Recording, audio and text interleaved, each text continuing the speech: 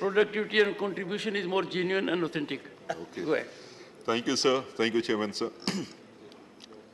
So it's actually indeed a privilege for me to be present here, speaking about 75 years of Parliament, of the largest and one of the most diverse democracies of the world. It's no mean feat, sir, that parliamentary democracy has flourished in this country because of this Parliament.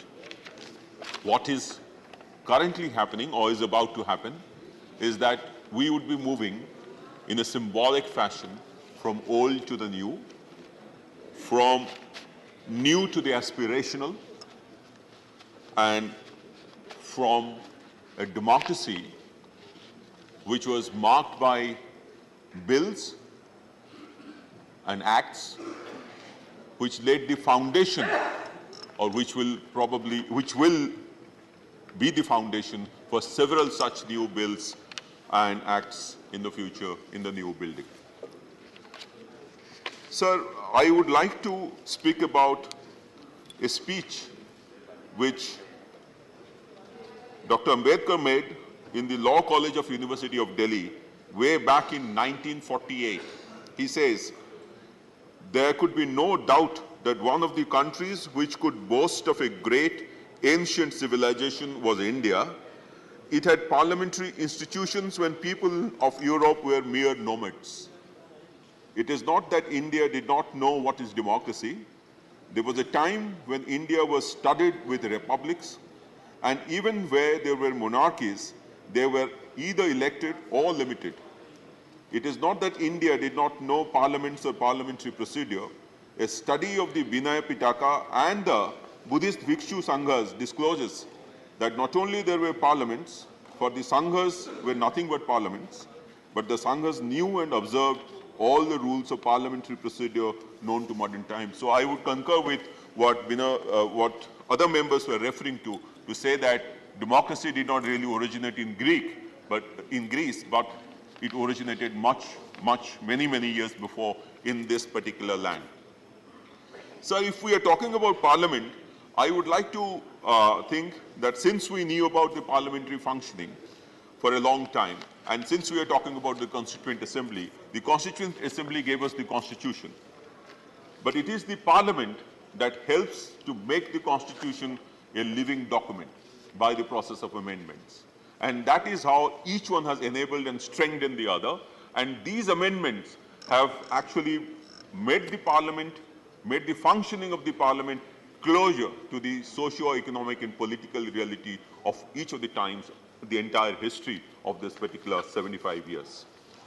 So the role of Parliament, in a sense, anywhere in the world, would be fourfold. So one, to make laws, which will be evolving with the times. Second, to pass the budget. Third, to raise national, state, and local issues. And number four, to hold the executive to account by various procedures of question and answer and committees and PAC and COCO and other such matters. Now, if we talk about the first and the foremost duty of Parliament, that is to make laws, I know that the Parliament has made several laws. There are more than 100 amendments which have been passed, but I would like to concentrate on a few. And those are, the first one, on the center-state relations. So the Parliament, right from the time the Constituent Assembly debates have taken place, has been cognizant of the fact that the states have a very important role to play in democracy.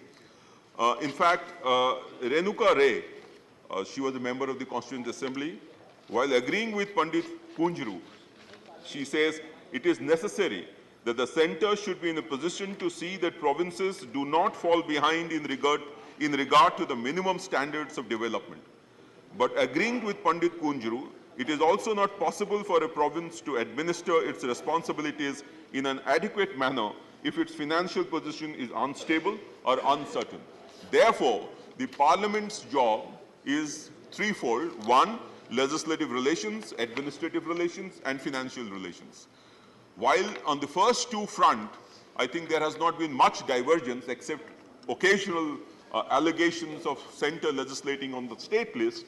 The problem has been the financial relations, the devolution of funds. And I think this is where our Chief Minister, my leader, Honorable Naveen Patnaik, has always been saying that the cess and surcharge which comes to the central kitty should be made a part of the divisible pool. I think this is what we have to look forward in the next 25 years to be happening, to make the states actually financially independent and financially sustainable to take the entire goal of the nation forward. The second aspect that I would like to talk about is on the issue of women, sir.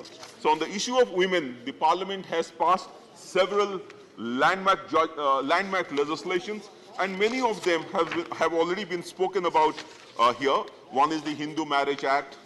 It removed polygamy, marriage of a maiden and that of a widow, the registration of Hindu marriage, the divorce, the Hindu Succession Act, which is very significant because it gave property rights to women, the Hindu Succession Amendment Act, Child Marriage Act, and several such acts relating to women.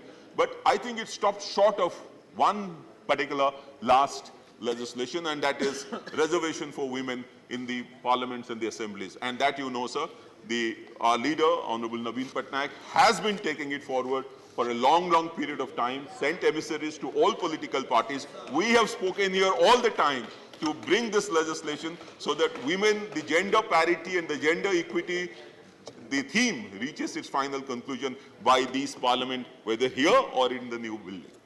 And the last point, sir, that I would like to talk about is environmental constitutionalism. Sir, this is the Parliament which has passed most of the environmental laws, starting with Air Pollution Act, Prevention of Air Pollution, Prevention of Water Pollution, Environmental Protection Act. Several such laws have been passed, and that is how the Parliament has responded to the existential crisis that is facing this world at large, which is happening because of climate change. I think the Parliament has responded very well, but there are two gaps which probably could be brought in, and that is how the Parliament of India would have responded to the world, and that is to bring in a legislation to ensure that net zero is reached in a fixed period of time, and incentives are given for proper environmental response. So last point, our Parliament, while we transition from here to that building, would also mark a transition in the way the Parliament of India is responding to technology, sir. So we are moving from a physical, more of a physical parliament to a parliament which is both physical and digital, Sansad, sir. It will be it is not a hybrid, but that will be the way forward, sir.